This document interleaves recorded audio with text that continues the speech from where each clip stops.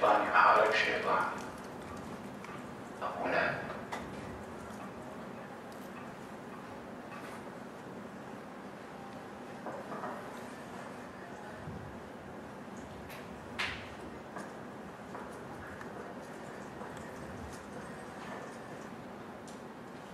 Something about the demonic breaks metric of reversible time.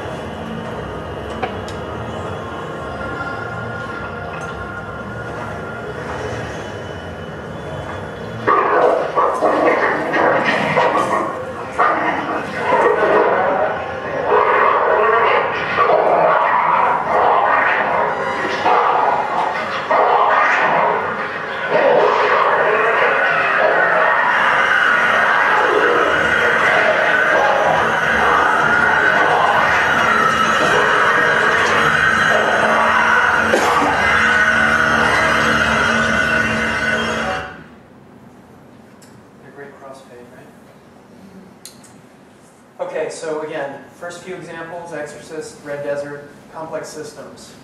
We're not quite sure how to deal with them. In Red Desert, Antonioni's 1964 film, I want you to consider this character, Juliana, played by Monica Vitti, not only as a kind of an index in the film of collapsing social orders, ecological orders, she herself is also a kind of complex system that moves through a landscape that is this composite of technologies, emotions, changing social arrangements, materials, forces. All of them she's in a state of heightened awareness of.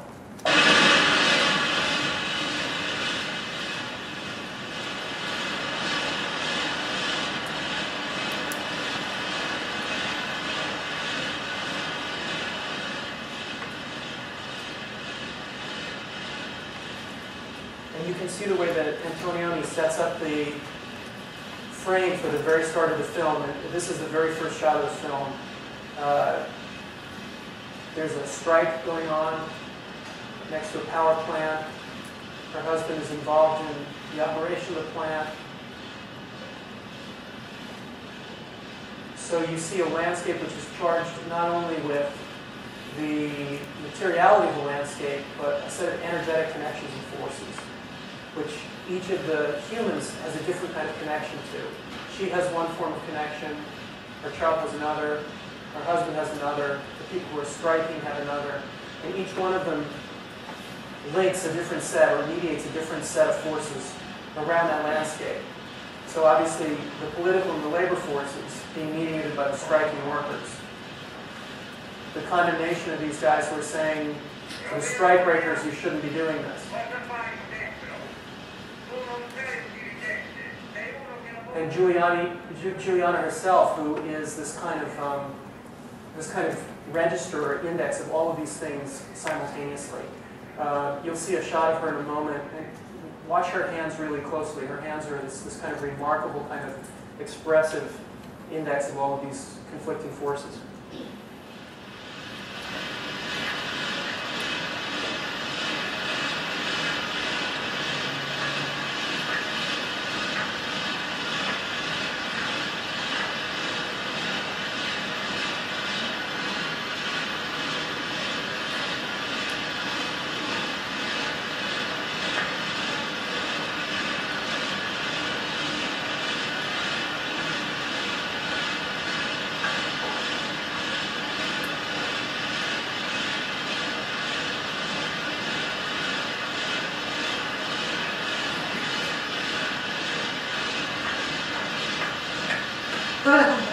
Ma le cose elementarie, quindi.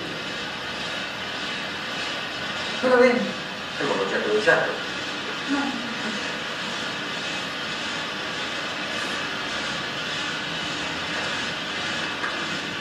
No, no, ma... No,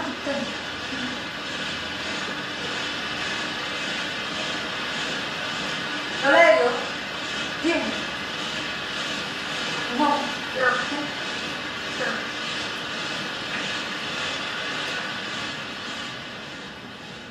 So what does Antonioni have to say about her? He says she must confront her social environment.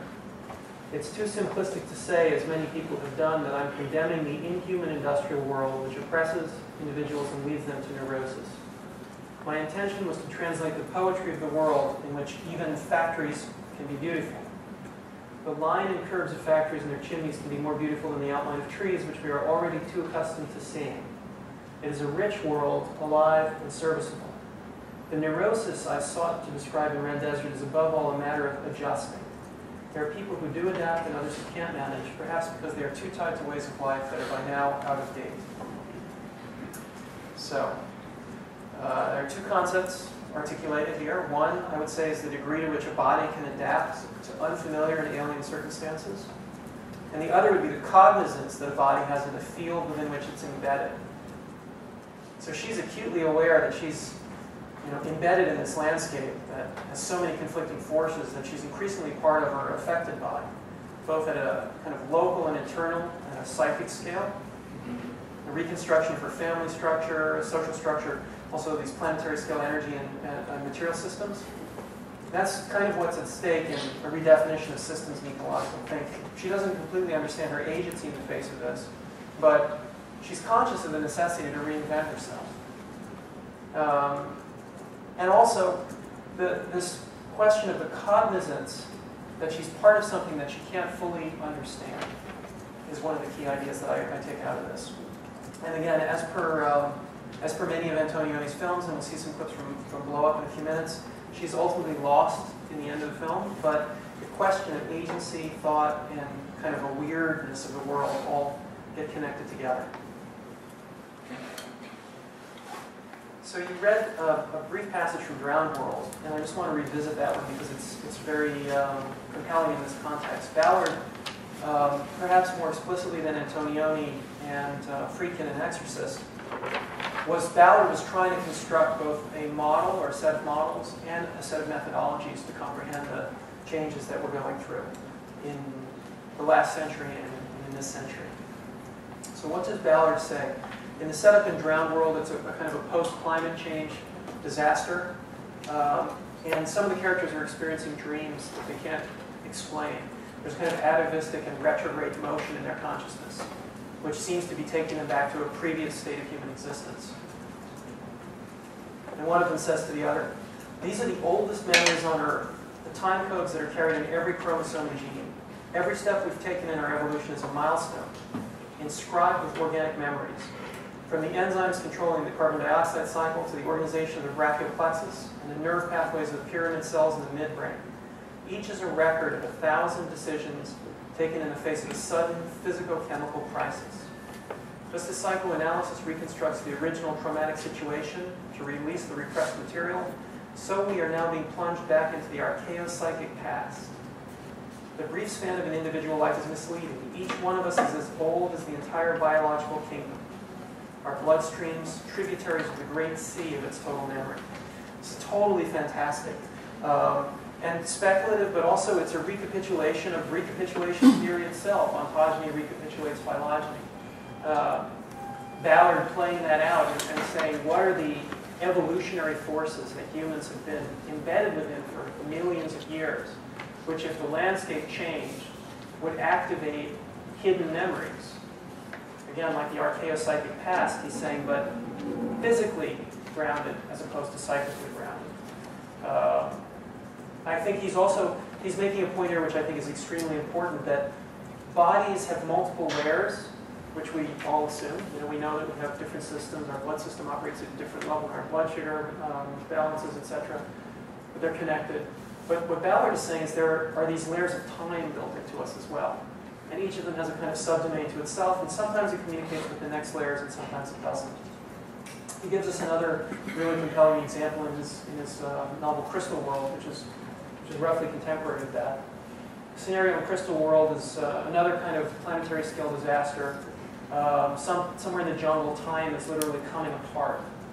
And one of the characters writes to another one, "It is perhaps our unique achievement to have brought about the separation of time and space, we being humans. We alone have given to each a separate value, a distinct measure of their own, which now define and bind us like the length and breadth of a coffin. To resolve them again is the greatest aim of natural science, as you and I have seen in our work on the virus." They work on a virus, they work on lepers. Then they say this amazing line, "With its semi-animate, crystalline existence, half in and half out of our own time stream, as if intersecting it at an angle." So they're essentially saying that this other life form, or quasi-life form, a viral life form, is semi-animate, and it has its own time stream, which is orthogonal or at an angle. So I feel that in Ballard, one of the most compelling ideas that we can take out of his science fiction work is the way he pathologizes time. Not only does he come up with models for how there are different forms of time and layers of time, but he pathologizes it. And he gives us this image of a quasi-living system, which is oblique to our own, that transfers information to us as well. But he does this in the work that he did on, for example, the car and the human's relationship to the car.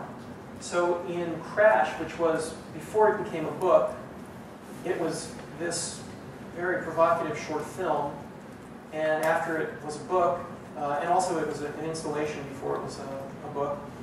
After it was a book, it became the Cronenberg film, which I assume many of you have seen, but very few will probably have seen this bizarre piece, which I'll show a brief passage from. In Crash, the point I want to make here in Crash is we just went from two science fiction examples in Ballard to one where supposedly he's just looking at cars and highways and car parks and landscapes of light manufacturing around Heathrow Airport, but he's identifying a similar set of kind of pathologizings of time, of the landscapes of time in that place. The instrumentalities that create access points for these different kinds of time are not happening because of a science fiction event, a geological, terrestrial, cosmological event. They're happening because of the technology and the skill of energy and highways, the cars, the fuel production, the culture that achieves this kind of fusion. So he's charting a path across what you could call entropic landscapes, suburbanized, infrastructuralized car park landscapes, London, Heathrow Airport, like Patrick Keeler, like Smithson, like Pasolini.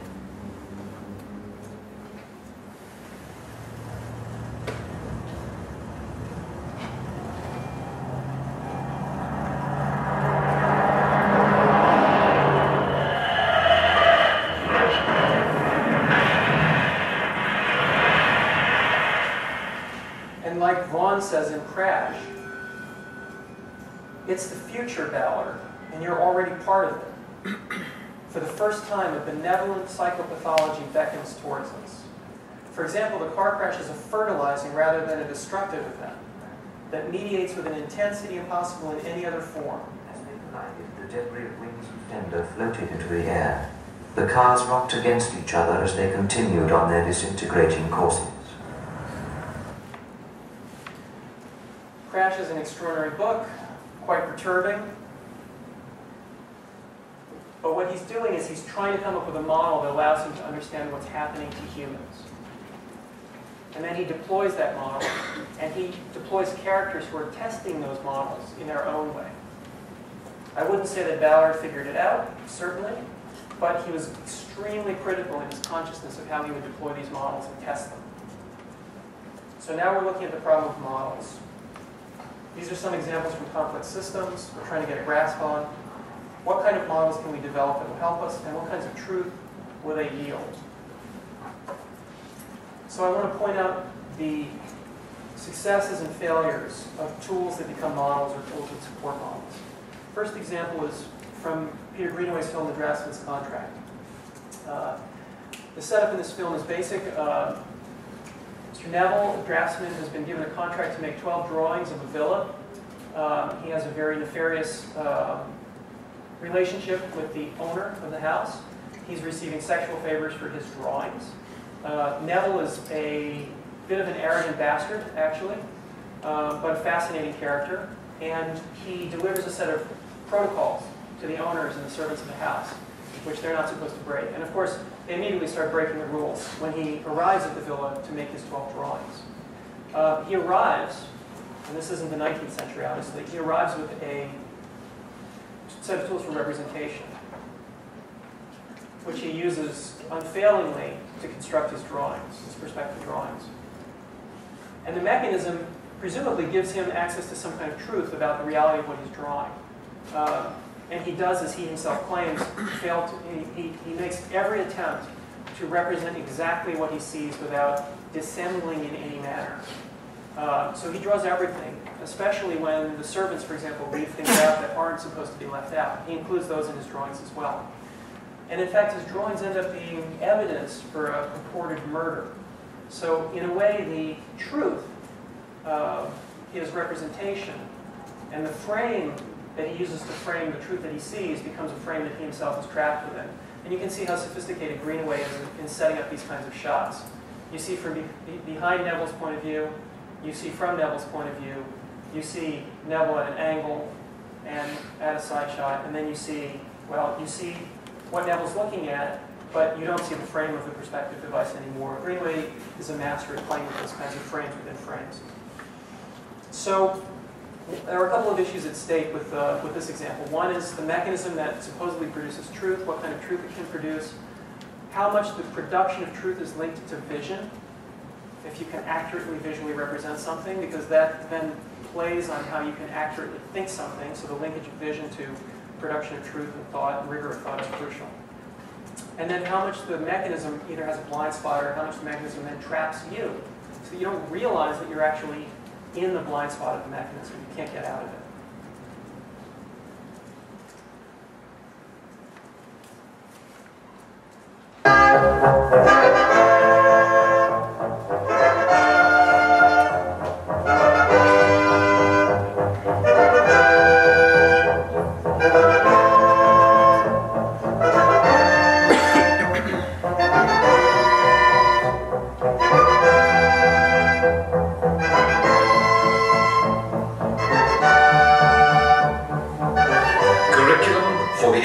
Of the drawings at Compton and Still. For drawing number 1, from 7 o'clock in the morning until 9 o'clock in the morning, the whole of the back of the house, from the stable block to the laundry garden, will be kept clear.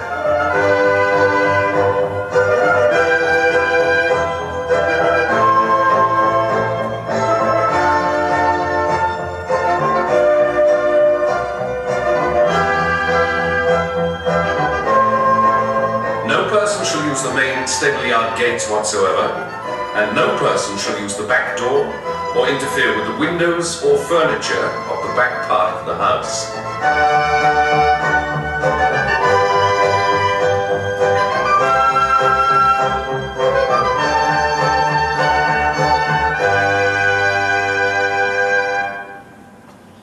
A is for apricot, M is für Marille.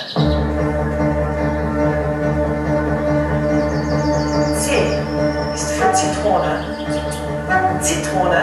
A ist für Ananas, Ananas. P is for pineapple.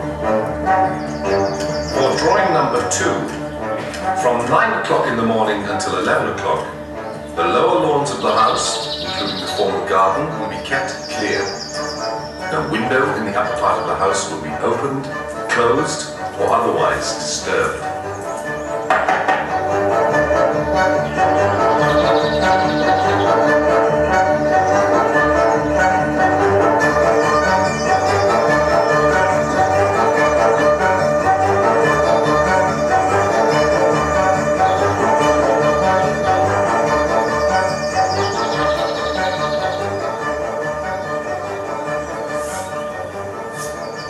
You're Mr. Neville, sir, right? The godlike power of emptying the landscape. It's a wonder the birds still sing. If they stopped, I doubt whether Mr. Neville would appreciate the difference. His attitude